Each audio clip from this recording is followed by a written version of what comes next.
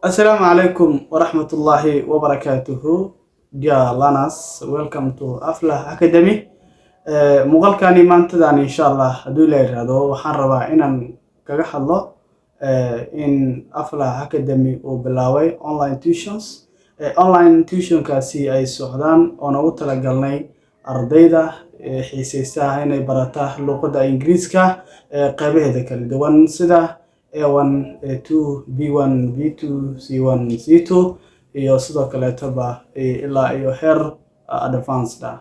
Marka dear learners inta ku xiran YouTube channel kaani insha Allah waxaan idin ka codsanayaa inaad si share gareysaan si ardayda kale to ayagana ay ugu faa'iideystaan.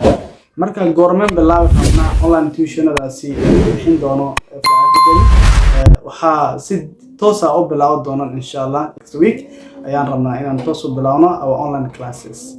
Marka those online classes insha Allah waxa toos u qaado doono ardayda soo apply gareysay ama ardayda isku soo register gareystay inay barataan luqadda Ingiriiska. Marka sidoo kale to Aflah Academy waxa hadaba socdo casharro isku xiga oo consequence lessons ah casharradaasi oo from beginner ilaa advanced socon doonaan si ay marka ardayda ku xiran channelkani ay ugu faa'iideystaan. Arday waxaan ku sheegayaa in Aflah Academy uu leeyahay playlist-yaashaasi ay ku jiraan casharrada loogu talagalay haday tahay beginner, haday tahay intermediate, haday tahay conversations, haday tahay vocabularies ama sentences dhammaantoodaba waxay ku jiraan playlist-ka ay ku jiraan si aad ugu faa'iideysto. Marka waxaad tagi kartaa playlist-ka ugu habboon oo aad ka heli karto casharrada aad dooneyso. Marka haddii aad ku soo biirto channelkani playlist-ha diiradda saaro si casharrada si isku xigaan aad u barato haduu la yiraahdo.